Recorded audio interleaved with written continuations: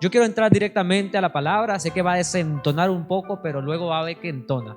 Eso desentona como yo cantando en la ducha, pero luego va a entonar mejor que qué cantante le gusta a usted, ¿no? No sé. ¿Por aquí hay algún cantante? Un cantante famoso, no sé. Va a entonar mejor que Sarita, ¿ves? Va a entonar, allá está Sarita. Va a entonar mejor que Sarita, eso. Primero va a desentonar como si fuera yo, pero luego entona como si fuera Sarita. Vámonos directo a Números 21, 6 al 9. Vamos a leer, como les digo. Dice así. Vamos a leer la palabra de Dios con la bendición del Padre, del Hijo y del Espíritu Santo. Y dice: y Jehová envió entre el pueblo serpiente. ¿Ves que ya empieza a desentonar un poco porque vamos a hablar de resurrección? Y de repente aparecen serpientes ardientes. Dice: y Jehová envió entre el pueblo serpientes ardientes que mordían al pueblo, y murió mucho pueblo de Israel.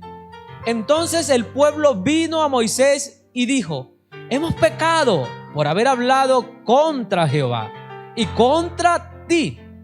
Ruega a Jehová que quite de nosotros estas serpientes. Y dice que Moisés oró al pueblo. Pero aquí pasa algo. Moisés oró por el pueblo, quise decir.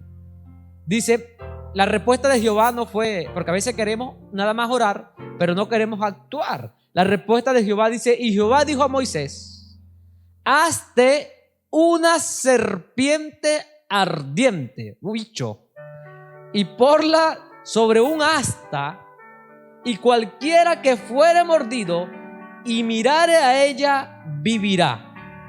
Y Moisés hizo una serpiente de bronce y la puso sobre un asta, y cuando alguna serpiente mordía a alguno, miraba a la serpiente de bronce y vivía. Moisés oró a Dios, pero Dios le dijo a Moisés: no es oración, es redención lo que voy a dar al pueblo. No es suficiente con clamar, sino que debemos clamar con la postura correcta. ¿Por qué le decía que este pasaje parece que desentona? Pareciera que desentona porque venimos hablando de que hoy estamos recordando el domingo de resurrección, ¿verdad? Pascua de nuestro Señor Jesucristo. Pero aunque yo sé que ya muchos saben, otros ya lo captaron, este pasaje que acabamos de leer es lo más similar. Era Dios mostrándole al pueblo lo que iba a pasar con Jesús.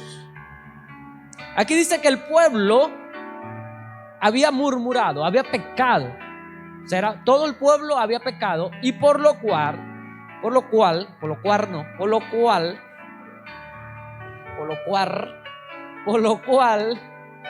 no soy puertorriqueño, ¿no? Por lo cual, ¿o de dónde? Yo soy llanero, sí. Y por lo cual, entonces el pueblo vino a Moisés y le dijo: hemos pecado por haber hablado contra Jehová. O sea, todos habían pecado y había una sentencia de muerte para el pueblo. Esta sentencia era que la serpiente es símbolo de maldición. Recuerden que cuando Dios maldice al único animal que ha maldecido directamente fue a la serpiente, por lo cual el pueblo estaba siendo víctima de una maldición.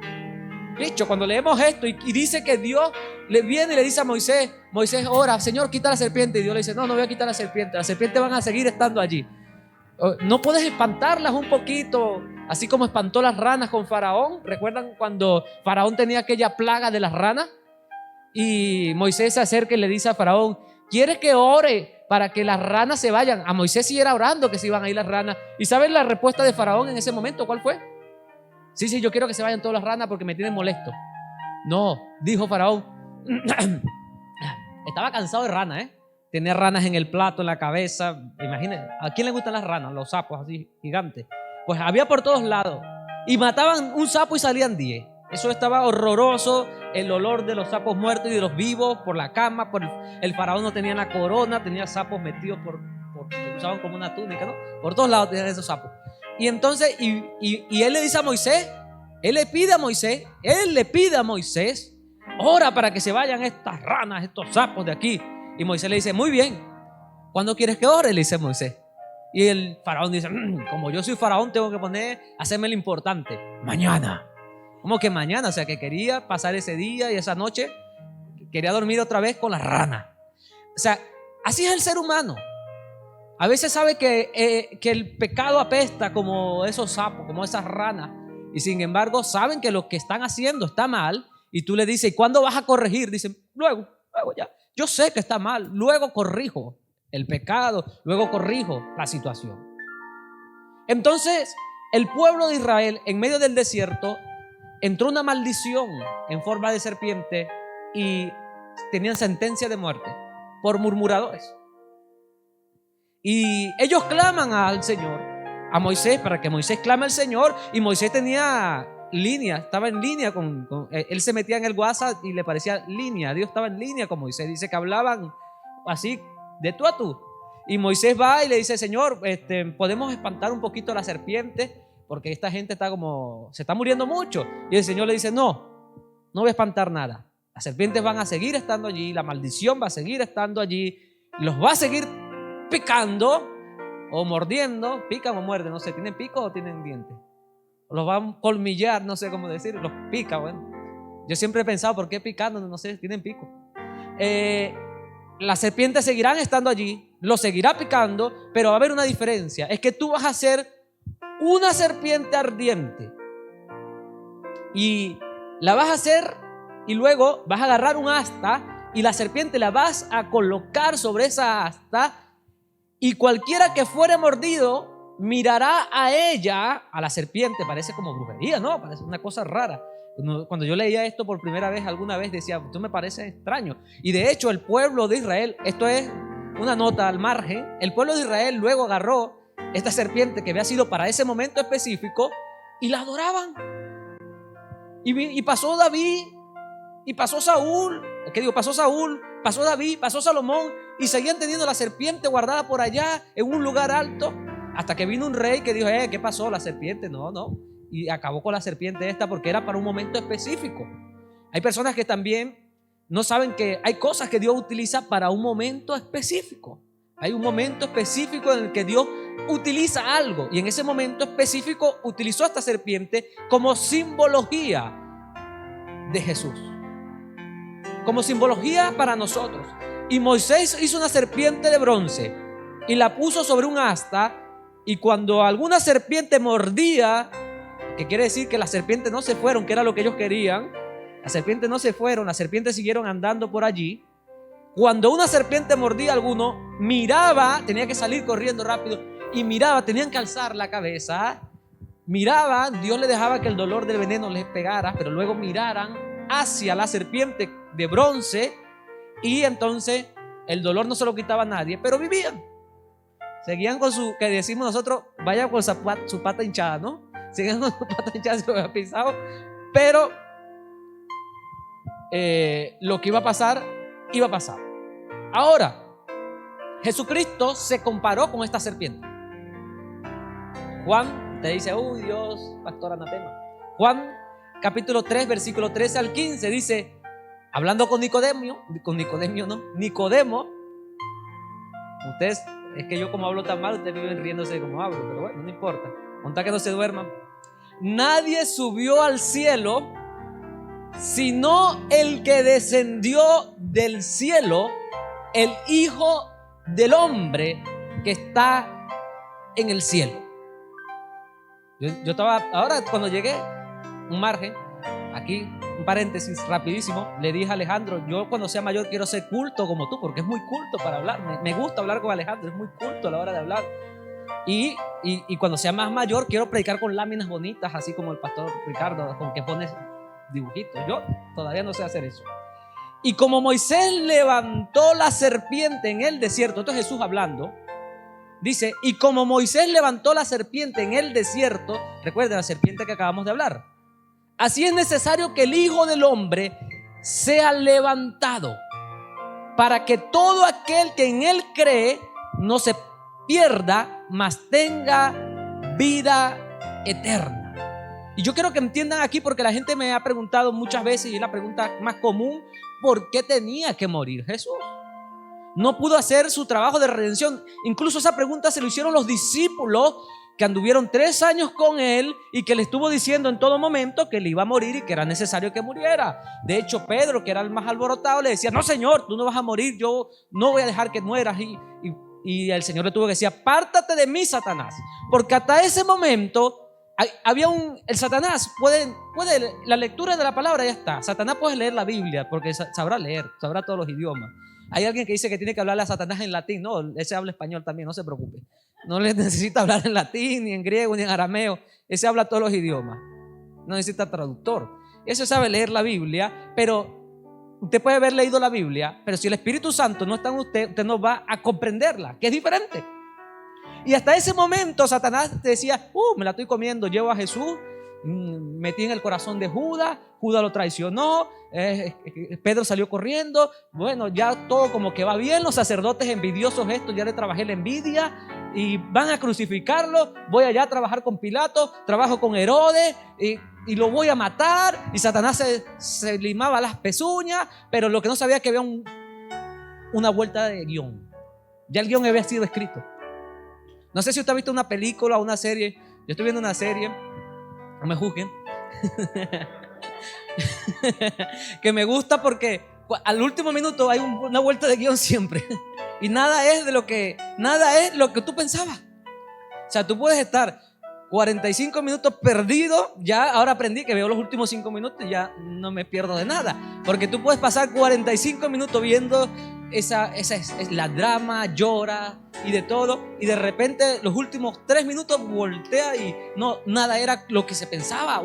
Una vuelta de guión. Bueno, el guionista por excelencia es Dios. Él es el guionista de nuestras vidas. Él había hecho un guión y ya estaba escrito, y Jesús se lo había dicho a Nicodemo, pero Satanás había escuchado pero no había entendido. Él estaba ahí pendiente cuando hablaba con Nicodemo y le dijo: yo tengo que ser levantado como la serpiente. Y él no entendió y fue y hizo lo que tenía que hacer. ¿Y por qué Jesús tenía que hacerlo? Porque la serpiente, ¿por qué Jesús representa una serpiente? Yo le voy a explicar. En ese punto representa una serpiente porque la serpiente fue maldita por el pecado. Génesis 3:14, si lo leemos, dice: y Jehová dijo a la serpiente: por cuanto esto hiciste, maldita serás entre todas las bestias y entre todos los animales del campo. Sobre tu pecho andarás y polvo comerás todos los días de tu vida. Los días de tu vida. Y luego nos vamos a Gálatas 3:13 y dice: Cristo nos redimió de la maldición de la ley, hecho por nosotros maldición. O sea, Él se ha hecho maldición. Jesús hace maldición por nosotros. O sea, como la serpiente era maldición, Jesús se hace maldición. ¿Por qué? Porque por un hombre entró el pecado y por un hombre tenía que salir. Maldito todo el que es colgado en un madero. Ahora, si nos vamos más, yo le dije que iba a ir veloz, pero no iba a saltarme nada. Si nos vamos luego, recuerdan que le ponen una corona de cardos y espinos a Jesús, ¿verdad? Y era para cumplir la palabra de Dios, porque cuando Dios maldijo la tierra, ¿qué le dijo que iba a producir? Espinos y cardos. O sea que Jesús fue coronado con maldición para que tú vivas en bendición. Te lo vuelvo a repetir, tú que estás en la casa. Jesús tuvo que ser coronado. La corona de espinas representaba una maldición. Fue coronado con maldición para que tú y yo pudiéramos obtener y vivir en bendición. Eso no se lo esperaba el enemigo. Ahí fue la vuelta de guión. Ahí hubo una vuelta de guión. Lo que pensaban que lo estaban destruyendo, en realidad estaban cumpliendo el simbolismo plasmado por Dios de la maldición que cayó sobre la población, primero sobre la serpiente, y luego la serpiente fue maldita, por lo cual Jesús tenía que ser igual, y luego la maldición es coronado con maldición. Pero vamos a volver un momento a esa serpiente que está allí, que Dios le dice a Moisés cómo la tiene que hacer, y de hecho le dice que la tiene que hacer de bronce. ¿Por qué bronce? Porque era un material que el bronce no se consigue en la tierra. Usted no va a encontrar en ningún sitio una mina de bronce. Es una aleación. ¿Ve? Qué persona más culta. Me dijo la palabra que yo andaba buscando. Es una aleación. Es metálica entre cobre y estaño. La tenía apuntada aquí, porque sabía que se me olvidaba, tenía aquí aleación así grande. Toda la pantalla dice aleación. Es una aleación de cobre con estaño. Y es el mejor momento porque Jesús tenía dos naturalezas. O sea, la serpiente tenía que ser de bronce, mitad completa o 100% cobre y 100% estaño unidos, ¿verdad? Jesús en su naturaleza terrenal vino en carne, por lo cual era 100% hombre.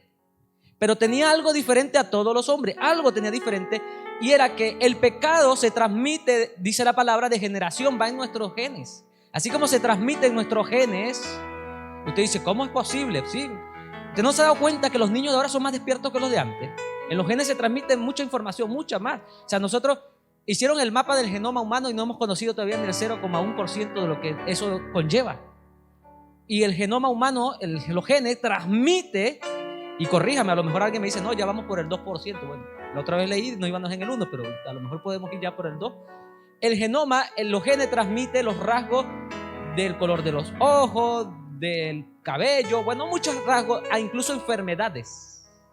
Bien escrita, hay padres que la herencia que le dan a los hijos sin querer, sin saber, es una enfermedad. O sea, no lo saben. Pero viene escrito, ¿dónde? En los genes. Y los niños de antes, yo recuerdo, a lo mejor estoy muy viejo, pero los niños de antes, yo recuerdo que frente a la casa de... Wow, me está pasando el tiempo muy rápido. Muy rápido nada más, va a ser cortito. Frente a la casa de yo vivía, siendo niño, había una señora que paría como los conejos, todos los años tenía uno nuevo, así que para nosotros era una diversión ver cada año cuando ella llegaba a la misma fecha con un niño nuevo. Era como, no sé, como estrenar muchachos, creo que tiene 9 o 10. Pero a lo que iba era que cuando ella llegaba, los niños llegaban que con los ojos cerrados. ¿Y qué? Entonces a los 15 días le iban poniendo así que para que fuera abriendo los ojos. Yo me acuerdo de eso. Ahora a los niños los sacan en sitios donde sacan al niño y ya están con los ojos abiertos y sonriendo. Y la persona, cuando agarramos el primer móvil táctil, ni sabía cómo iba eso. Ahora usted se le da un móvil táctil a un niño y lo sabe manejar más que usted.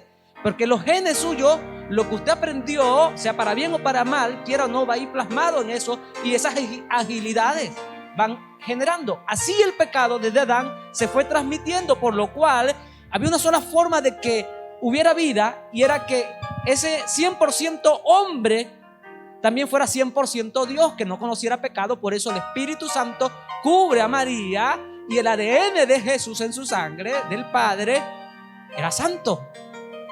Por lo cual era carne, pero su sangre, donde va todo, era santo, era divino. Así que Jesús, podemos decir que era 100% hombre, pero también era 100% Dios. ¿Y por qué tenía que ser hombre? Porque la vida no podía morir si no entraba en un cuerpo mortal. ¿Y por qué tendría que ser celestial? Porque ningún mortal podía estar libre de pecado. Por esas dos razones tenía que ser hombre y celestial a la vez. Una serpiente de bronce, agarrar dos materiales y hacer una aleación. Jesús tenía que ser la aleación perfecta. Y usted me dice, ¿dónde dice que nosotros nacemos en pecado? Salmo 51:5 dice, he aquí en maldad he sido formado, y en pecado me concibió mi madre. Por eso tenemos que nacer de nuevo. Y ahí vamos donde Jesús está hablando con Nicodemo, para que tú puedas ser libre, para que yo pueda ser libre de esa carga del pecado que nosotros llevamos sin querer, sin necesidad de que hayamos pecado o sea, ya todos somos pecadores, pero digo que un niño que va a estar pecando, pero lleva la marca. Entonces es donde Jesús habla del nuevo nacimiento. Le voy a decir por arriba rápido, dice, Nicodemo le dijo, ¿cómo puede un hombre nacer siendo viejo? ¿Puede acaso entrar por segunda vez en el vientre de su madre y nacer? Respondió Jesús, de cierto te digo, que el que no naciere del agua y del espíritu no puede entrar en el reino de Dios. Y ahí es donde Jesús le habla de la serpiente y cómo fue levantada la serpiente. Le está diciendo para que puedan, vamos a levantar una serpiente para que nazcan del agua y del espíritu, porque lo que es nacido de la carne, carne es, y lo que es nacido del espíritu, espíritu es. Y por último dice, la serpiente además debía ser forjada en fuego. Si hubiese sido una serpiente normalita, pero esta tenía que ser bronce, forjada en fuego. Las aleaciones necesitan más fuego de las normales para poder que se puedan compenetrar los dos materiales o tres, los que vayan a utilizar. Necesitan mucho candela, mucho calor. Y la prueba de fuego que Jesús tenía, eso representaba la prueba de fuego que Jesús tenía que atravesar, esa que Jesús dijo en su momento: Padre, si quiere, pasa de mí esta copa, pero que no se haga mi voluntad sino la tuya.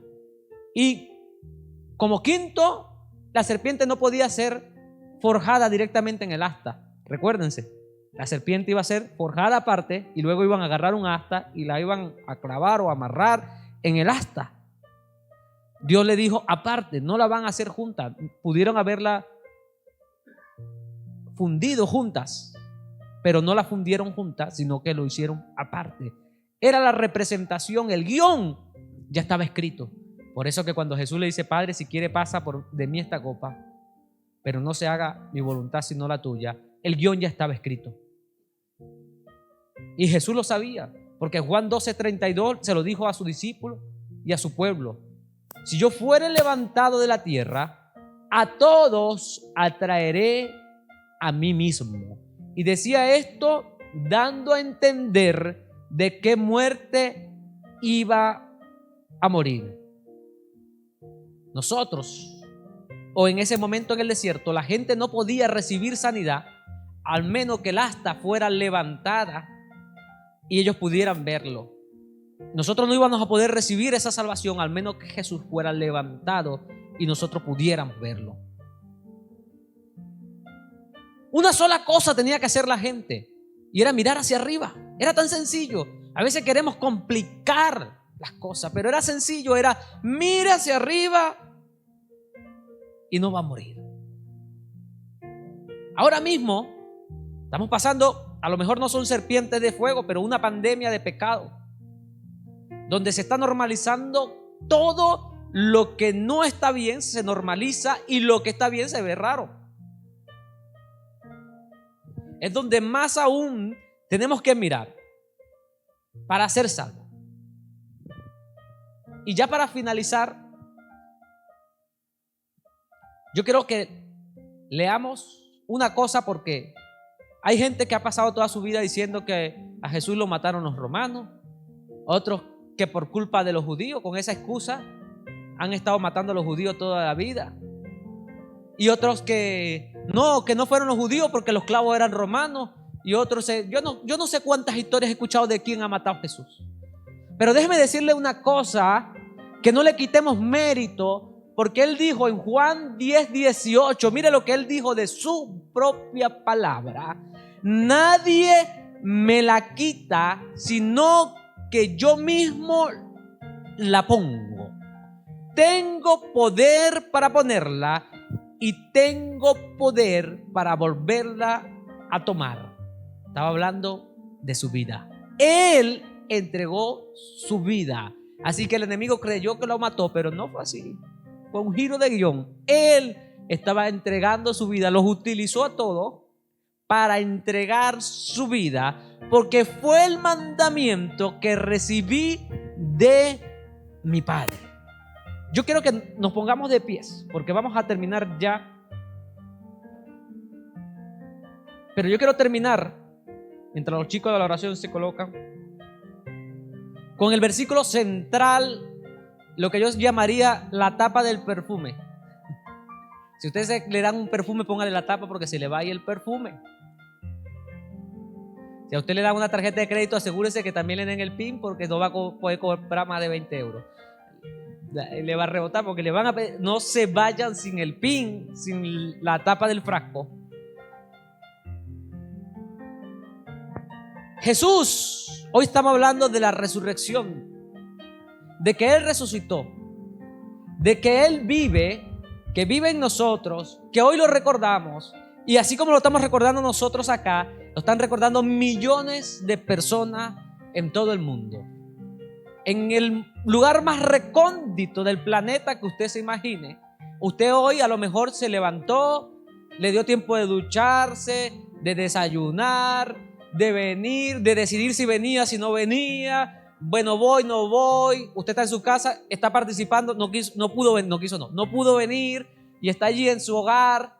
Y usted estará pensando muchas cosas, pero hay cristianos en otros países que el simple hecho de hoy levantarse para celebrar la Pascua le puede costar la vida.